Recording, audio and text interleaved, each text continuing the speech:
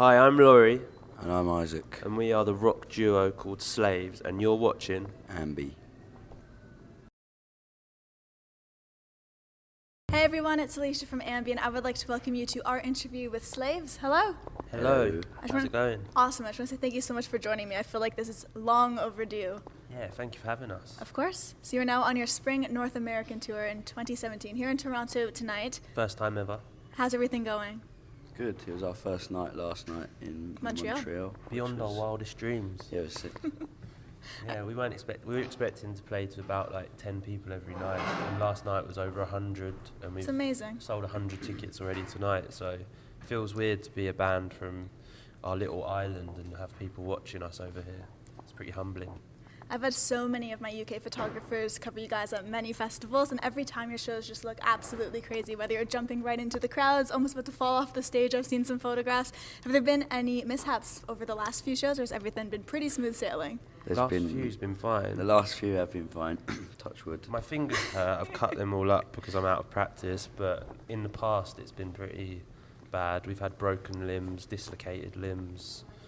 We've had people. There was one guy once that got knocked out. He was about 40 and he was in the mosh pit and he just slipped, hit his head, and he just went.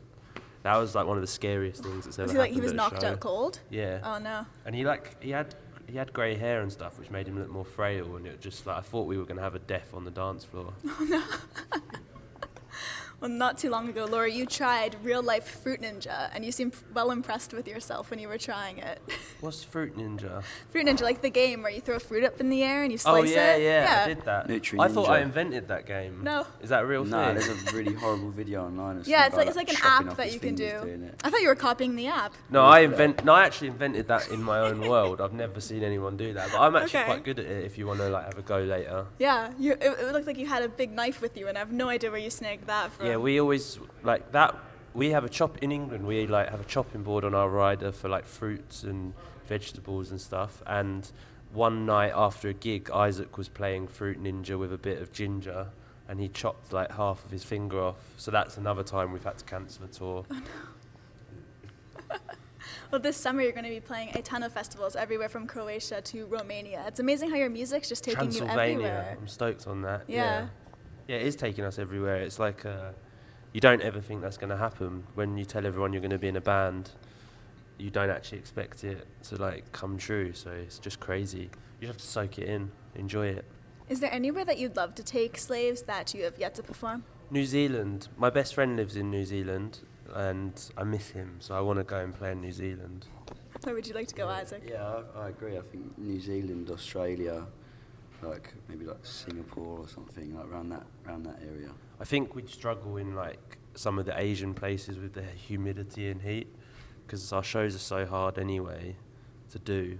I can imagine. I've been to Singapore before and just found it unbearable, humidity.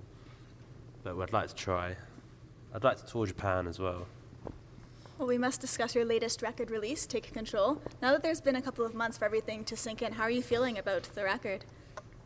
Feels like it's like already over and we need to do a new one. It feels weird. It doesn't feel like the old days where you bought a CD and everyone just talked about it for years. It kind of feels like you release something and it's only relevant for a week. The music press is so fast that it feels like They jump on something and then they're on to the next, right? So I feel like we need to like slow down, take stock, and keep just playing the new album out and not rush into the next one. I really like how blunt and straightforward things are on this record. Like, I feel like that's such a Slave signature part of your music. Have you always been very outspoken people? I have. Yeah, I think so. Definitely with music and stuff. We've always sort of just written about the things that we see. And we never do things we don't want to do in life or in music. And if people ask us, like, oh, will you do this? And we don't approve, we just don't do it. So I guess it comes out in our music, how we just say it how it is to us. I feel like that could sometimes get you in a bit of trouble. Has that ever happened before? Yes. Yeah? People misinterpret things, don't they? And now with Twitter, everyone's got an opinion and a place to put it. And yeah, we're just nice guys trying to spread the love, really. I love that. Well, on the record, there are two skits. There's Gary and Mr. Industry, and they both pretty much sound like voicemails. So why did you decide to put those on the album? Because I know I was listening to it full the first time a few months ago. I'm like, this is really interesting to have on there. I think in reality it's sort of a self-indulgent way to immortalise our friends. Okay. Because someone said to me in an interview recently, skits are bound to be skipped over after the first listen, and I think that's very true. It's rare that I listen to an album and actually listen to the skits if I already know them. So it was kind of more like paying homage to our friends, and one of them's like our best friend Ollie, and it was just a hilarious voice call. And then Gary's like probably the biggest Slaves fan I've ever met, so it was almost like in honour of him, wasn't it? But you guys made them just short enough where it's almost like you don't need to skip over them. They're not one of those weird interludes where you're like, oh, this again, right? Because with our first album, we had them, but we didn't call them skits. So, like, before Despair and Traffic, Isaac's dad talks, and it's something we like to do.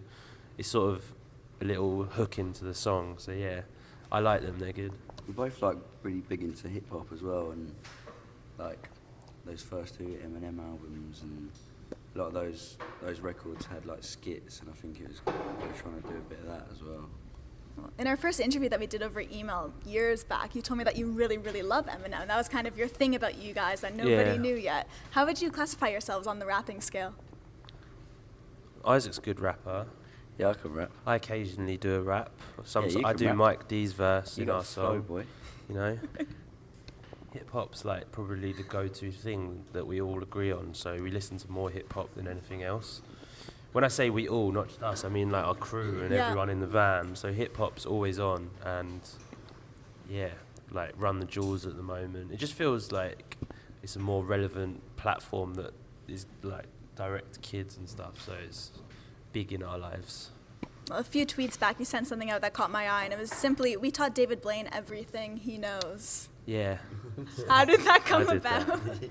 I was like, I had tonsillitis last week. It's something I get every year. It's really annoying. Have you ever had tonsillitis? No. Do you know what it is? No, I'm assuming something Maybe with it's your called throat. something different out here. It's like you have tonsils in your throat, and like it stops an infection, and they all flare up, and then you can't eat, drink, get out of bed for like a week. And my girlfriend came in and put David Blaine on and was like, watch this. And he was like putting ice picks for his hand and his bicep and doing card tricks. And I just kind of felt like I wanted everyone to think we taught him that. So you tweeted Bit it out? delirious. Yeah, because I was kind of hoping, I was wondering if it would annoy him. Like whether he'd feel like he needed to set the record straight. Wonder if anyone believed me. As of yet, no response. I can't do any magic tricks. No, not one? No. We can count the music. Isaac's quite bendy and double jointed though. Yeah. Not anymore. I used to be, but I've injured myself quite a few times, and my body doesn't do what it used to. I just want to do a little quick fire round with you both. So whatever comes to mind first, say it. All right? Right. Yeah. All right. First one. If you could trade places with another artist for a day, which would that be? Was they got to be alive? No. Oh right, The Clash. Sinatra. Do you prefer singing in the car or the shower? Shower. Car. What's the wallpaper on your phone? My girlfriend and my baby. My cat. Do you still have a rat? Yeah. You do. Betty. Yeah. Betty, is it Betty the Yeah, rat? She's You know, a- rats can jump really far. I No. didn't realise that. Like, creeps You wouldn't me think out. so. My, Sort of where that camera is to here, she can jump. Seriously? That's a seriously. little unsettling. Yeah. And for the last one, which toppings go on your pizza? Jalapenos. Jalapenos. It's just got to be spicy, basically. Yeah, that's the foundation. There's got to be jalapenos on it. Everything else is, you can compromise. Secondary. Sweet corn's quite good on a pizza. I'm really into spicy food. Okay. 2 years ago, I couldn't eat spicy food, and I've been on a mission to challenge myself. And now, I can eat a vindaloo. Do you know what a vindaloo Yes, is? I can't have spicy food at all. Like, how did you get over that? You just have to like go through. You Train just yourself. build it up. Okay. You go into Build the your curry tolerance. house and you keep ordering the slightly spicier one over a period of 2 years and get hot sauces. But then I learnt that chili is like a mild. You get a mild euphoric effect from it. So I was wondering if I got addicted to that. But yeah, I'm obsessed with hot sauce and stuff. I appreciate your tip. I'm gonna have to try that out. So one day I'll eat a fowl. That's the hottest curry. You have to tweet us once you work your way up there finally. Last time we toured the States, we kept going for Thai curries, and they in the restaurants they have these scales. Have you seen them where it goes like 0 chilies to 10, and then Thai hot?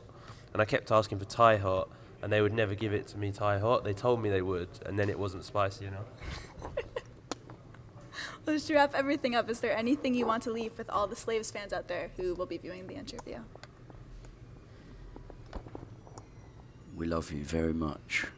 Thank you The for bottom buying of our records. heart. Cheers.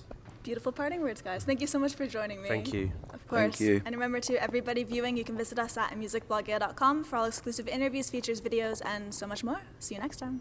Bye.